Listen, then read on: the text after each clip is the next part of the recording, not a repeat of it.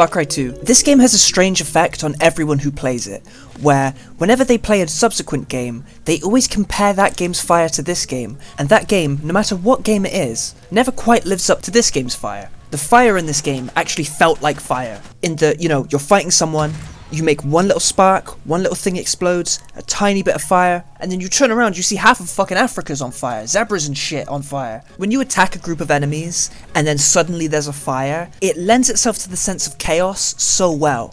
The fire's not on your team, and it's not on their team either. It's like a third party sort of thing that you gotta keep an eye on and be careful of. Bit of a situation here.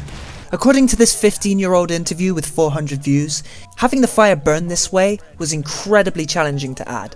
I believe him. And in a different 15-year-old interview with 400 views, he said he wanted to add the fire because when you think of the African savannah, brush fires are what you think of. I mean, maybe. But I'm glad that Maniac was on the team, because by focusing on the fire, they made something truly special and truly unique. In this game, they put tons of time into the small things. The higher-ups at the company probably said, it's stupid to spend so much time on small things, no one's going to notice anyway. To which the developers seem to have responded, yeah, that's true. But then they just did it anyway. I think if players get the sense that the developers don't give a shit about the game, they themselves are inclined not to care about the game as well. When people see the developers are willing to put effort into the minute details, it gives the impression that someone gave a shit. It's nice to see in a game.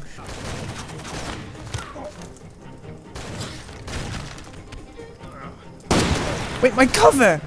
What?! This game's from like 2002, what the fuck?!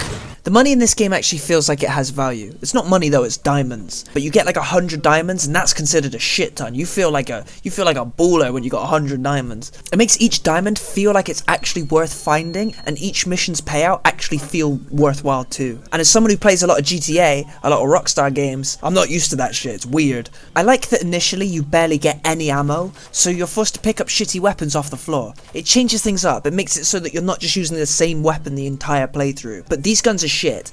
They look shit, they jam, if you use them too much, they will just break apart. But having all the enemy guns be shitty gives extra value to actually purchasing your own guns, as the ones you buy won't jam and are actually clean, or cleaner at least. That chaos of like, oh shit, I'm out of ammo, quick, grab this gun, ba ba ba ba ba, oh fuck, the gun's jammed, quick, grab this one, ba ba ba ba. Like, it does add a lot to the gunplay, I think it's really cool. Oh, wrong button. No, wrong button. I'm still learning, alright? What the fuck? The NPCs in this game were great. Were they good characters? Not really. The game throws a lot of names at you. I don't think any of them. The only one I actually recognised was the British guy. Everyone else just kind of meshes together. I think there's a Russian guy in there somewhere. But like, they give you a shit ton of names and a shit ton of faces, and none of them mean shit to you. But it doesn't really matter. I have no idea what this stands for. The African Public Republic. Every mission is like, alright, we can't let them know that you're working with us, so we're gonna send, just to keep up appearances, we're gonna send armies and armies of guys in trucks after you to kill you, and every checkpoint, you're gonna have to clear the fuck out, you're gonna have to kill every single one of our guys, just to keep up appearances. What the fuck? Never mind that they're literally just down the road. They saw me walk into this building, they know I'm here. For fuck's sake. The buddies, however, were one of the more interesting parts of the game. I actually thought it was brilliant. If you die, they will rescue you, which seriously helps. One time I was in the middle of town and I killed some guy and I was dead. There was 100 people around me, all with guns shooting at me, and so I died. But then my buddy comes in, rescues me, takes me out of town, and I completed the mission. It was brilliant. If you get sick of your buddies, you can always just get a new one. I got through them pretty quick actually. I went through like 10 of them. There was nothing I could do. The NPCs were really well done, they were fine, I didn't notice anything wrong with them. Actually, I thought they were quite impressive for how old the game is. Yeah, just really cool stuff. I did find the constant alien abductions a little bit strange tonally, but really it wasn't a big deal.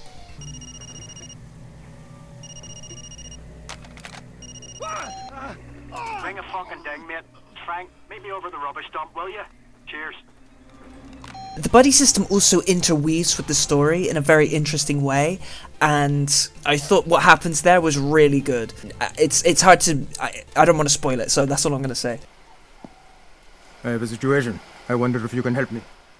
I can tell, mate, I can tell.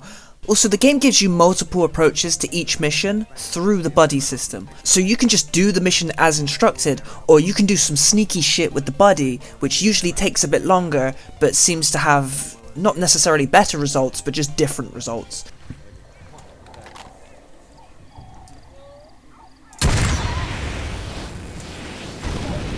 I fucking hate the rocket launcher! Okay, they didn't hear me. Driving takes up a huge portion of this game, really. It's not the most engaging part of the game. It's not so bad at the start. It gets broken up by little enemy checkpoints and random vehicular attacks. But by the end of the game, I was pretty over it, to be honest. The way the map and the compass works is very cool. It's essentially the same as a normal game's map, but it's just that little bit less obnoxious and just makes that little bit more sense within the actual game world. I like it a lot. It's really just a mini-map, but only on screen when you actually want it. Fucking walking around with this thing. I look like such a tourist. If this was real life, I'd have been robbed by now. I'm also quite fond of how there's communal cars around that nobody cares if you take them. Speaking of cars, one of the cheapest, in quotes, deaths that you can get is when you get ran over. But there's a very obvious audio cue for it, and after you have been ran over a couple times, that noise will make you shit your pants every time. Oh shit. No, don't run me over! But yeah, my game was pretty glitchy, but it was mostly when it came to being around humans. Everything else was fine. There were patches online to fix things, but I just prefer when everything's a mess, to be honest. This game is absolutely prime real estate for a remaster. People remember it fondly, but aren't really going to care if you change things. Like, no one's going to give a shit if Marty, or whatever his name is, looks completely different, for an example. People aren't really going to care. You won't have a situation like in Demon's Souls where people love that game so much that when they change the fat controller fella, everyone's disappointed because of it. Just make the environment look nice and the fire look hot and you'll do fine. I'd love to see more animals. I'd love to drive through a bit of water and scoop up some crocodiles on the hood of my car or whatever. I'd love a bit more craziness as far as the animals. But as far as this game, yes, it's a very good game. Give it a try if you're interested. It's probably like £2 on Steam at the moment.